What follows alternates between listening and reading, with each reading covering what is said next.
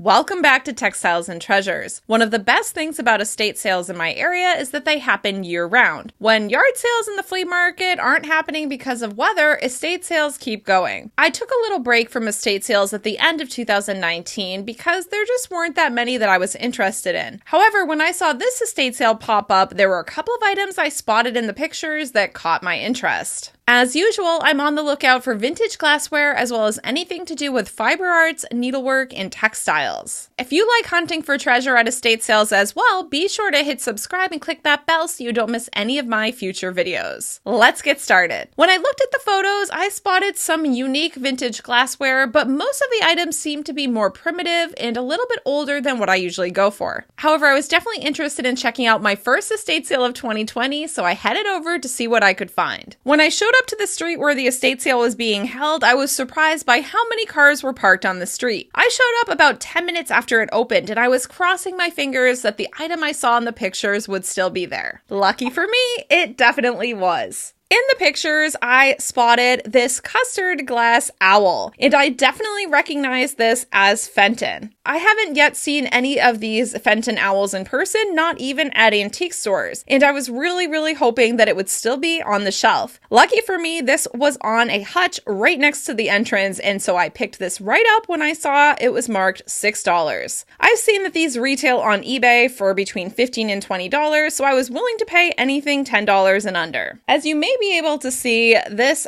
owl definitely glows under black light. I think it is so cute. I collect owls as well as Fenton, so this definitely fit right into my collections. This was in excellent condition. It did have a candle inside and it has a little wear around the inside, but otherwise it is perfect. You have to look closely, but it does say Fenton here on the bottom. After I picked up this owl, I knew that the estate sale was already a success. I could leave happy with my beautiful Fenton owl. I had spotted a couple of other items in the grainy photos that piqued my interest, and I knew that they were located in the basement. On my way to the basement, I passed through the kitchen, where I was really surprised to spot this on the butcher block. I was excited to spot this Pyrex Friendship Casserole on the butcher block. This did not show up in any of the photos, which means they may have found it as they continued to organize the items for the estate sale. As you can see, this is the casserole with the orange bottom as well as the milk glass top with the friendship design. As you can see here, this is the 471 casserole, and this was nice and shiny and in excellent condition. I did know that there would be Pyrex at this sale because I spotted some Friggies in the pictures, but it was definitely clear that they were dishwasher damaged. When this one still had its shine, I was super excited. This casserole is marked $10, which is at the upper end of what I like to pay for Pyrex, but I know that the friendship pattern can be somewhat hard to come across in good condition, so I was happy to pick this up. They also had the larger, I believe it's the 473 casserole that has this pattern all along the base, but that was marked $20, which I felt was a little bit much for a piece that I wasn't super excited to have, since I already have this and I also have a Cinderella bowl in this pattern. If I'm going to spend $20, it's going to be for a piece that I really want. Heading down into the basement, I noticed that the shelves were filled with vintage glassware. This family had definitely been collectors, but things have been sitting there collecting dust for quite a few years. Although there was a lot of vintage glassware, it wasn't all what I was interested in. I saw a lot of Victorian milk glass, and I really wish I was interested in it because there was so much of it, and it was actually in pretty good condition. However, in order to save money for things I really collect, I decided to stay focused and only get the things that I would normally buy. When I saw this bowl in the picture,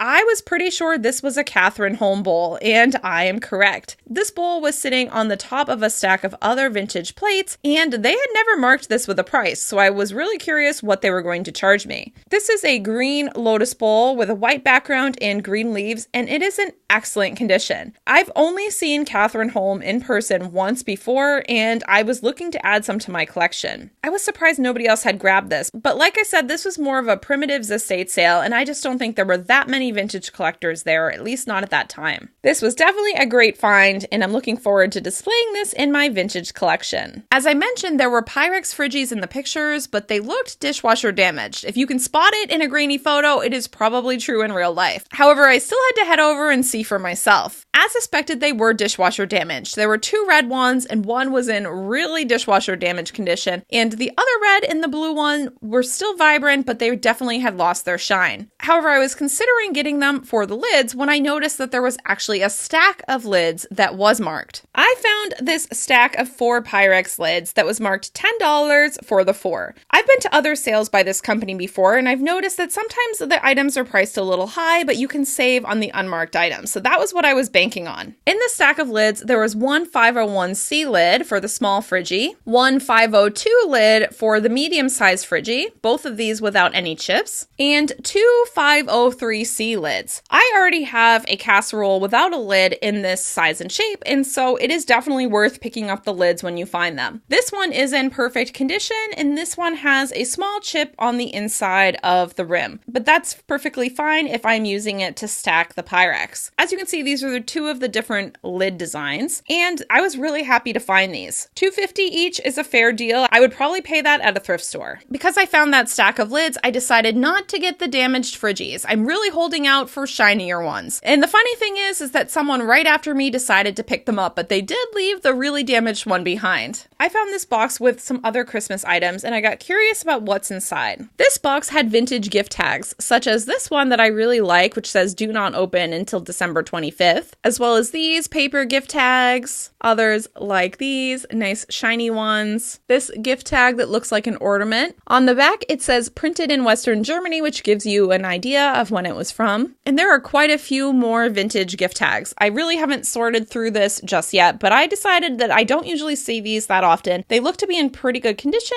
and since they weren't marked, I knew I would probably get a good deal on them. In the basement, I also came across a box of old sewing items. There were a lot of wooden spools with thread, as well as various needles and other items, but I have a ton of that stuff that I picked up from estate sales over the past year, and so I decided not to get any of it. The only thing that I decided to get was a wooden darner that is made for toes. As you can see, this is a wooden darner, and I decided to get it because it is perfect for fixing holes in the toes of socks if that's what I want to do, and it's a more unusual size and shape. I don't see these that often. This was the only thing I decided to take out of that box of sewing items. After finding everything I wanted in the basement, I decided to head back upstairs to the main floor as well as the bedrooms upstairs. Surprisingly, I didn't find that much I wanted upstairs. However, I did spot this bridge set on a shelf. I've mentioned before that I am interested in learning how to play bridge. I love card games, I collect retro board games, and this bridge set was in unused condition. All of the cards are still sealed, the pencils are still there, and you still have the scorecards. So this was in really good condition. As you can see here, these cards are marked Concordia 1920 to 1970, which gives you an idea of when this is from. So I decided to give this bridge set a try. Why not? When things are unmarked, you can usually get a better deal on them. I also spotted this Raccoon toothpick holder. Even though I do like figurines, it can be easy to collect a few too many of them. However, I don't often see Raccoon items, and this was a little small item that I felt like adding to my pile and hoping that I got a good deal. I think this is super cute and it will look nice on one of my trinket shelves. This is not marked on the bottom, but my guess would be Japan. I also spotted this little wooden canister on a shelf. I think this may have been used to hold pipe tobacco, but I can't be entirely sure. I liked this canister because it is sealed, and it is sometimes nice to have small little containers like this to hold things around your desk. And since I was just making a pile of random items and hoping to get a good deal, I decided to get this as well. Once I decided to get the Raccoon toothpick holder, I decided to get the owl as well. I had spotted this when I first came in, but like I said, I'm trying to keep my figurine collection relatively small, and so I wasn't really sure about this owl. However, he's in excellent condition, he's quite cute, and once you start collecting owls, it is hard to say no to them. This toothpick holder is marked Japan very faintly here on the bottom. Who can say no to a cute owl? When I got ready to pay for my items, they noticed that I was picking up the owl pieces, so they pointed out this owl pin that was in the case. I don't usually look at the jewelry because it can be a little bit pricey. The woman in charge said that this is a ceramic owl, but I actually think it might be enamel. I'm going to have to look a little more into it. It does have copyright and then some initials on the back, but I'm having trouble making it out, but I will do some research to try to figure it out. This owl was also not marked, so I was hoping I would get a good deal on it. I ended up paying $45 for everything I found at this estate sale. The person totaling up my finds recognized the Cathrineholm bowl as mid-century, so I may have had to pay a little extra for it, it, who knows? But if you think about it, that means that I paid a little more than $2 for all of the loose items, which is still a good deal for the first hour of an estate sale. This was a 3-day estate sale, and I went on Friday, and I decided to go back on Sunday. I was having a little bit of regret about not picking up the friendship casserole, but I really didn't want to pay $20. So I decided to head back on Sunday to see if it was still there when it went 50% off. However, someone else had been willing to pay $20, so it was gone. I also had a little bit of regret about not picking up a piece of milk glass that I spotted. Lucky for me, that was still there. I saw this star trinket dish, and I just really liked it. I think it's a unique size and shape, it's good for putting things in, and I'm fairly certain this is older milk glass, perhaps even Victorian, just judging by the other pieces that it was with and things that I saw online. I was tempted to get some of the other Victorian milk glass pieces, but I just don't want to go down that road of starting that collection. So this is the piece I decided to get. Since I was going to buy this piece, I decided to see what else I might want to pick up in order to get a better deal. I decided to get this poor dishwasher damaged Friggy. No one had picked it up on Saturday, and it had a nice intact lid. I would definitely pay a few dollars for the lid on its own, so I might as well just get this and perhaps learn how to take off the remaining paint and maybe put a decal on it. Who knows? I already knew that I was going to pay a few dollars, so why not add this to my pile? Since I knew from past experience I would pay at least $5 for those two items, I decided to pick this up as well. This is one of the older Pyrex casseroles with a lid. This is a 10-ounce casserole, and I already have a few of these, and they are so handy for heating up small amounts of food in the oven. Since I knew I was already probably going to pay $5, I decided to get this as well. As expected, I ended up paying $5 for those 3 items, which is a fair deal and about what I would pay at a thrift store. The funny thing is that I decided to go thrifting after the estate sale, and I was really surprised to find this Friggy on the shelf at Savers. Like I said earlier in the video, I am holding out for shiny Friggies, and this is the first red one that I found in good condition. And I already have the lid to go with it. It was definitely funny to spot this Friggy at Savers just a couple of hours later. I definitely had good luck at my first estate sale of 2020. Even though I love going to estate sales where there are tons of vintage items I want, sometimes it's easier when there are just a few items that I truly want to purchase, and then I can save my money for other items down the road. Leave a comment and let me know which of my estate sale finds were your favorite. As you can probably imagine, my favorites are this Fenton Owl fairy light, of course, because that's the reason I went to the estate sale, as well as this Cathrineholm Lotus bowl. This is my first Cathrineholm bowl, and I will be keeping an eye out for others. Thanks again for stopping by my channel. If you like this video, please give it a thumbs up and be sure to subscribe and click that bell so you don't miss any of my future videos. If you're interested in seeing what else I've picked up at estate sales, check out the playlist I've linked in the description below. Have a good one.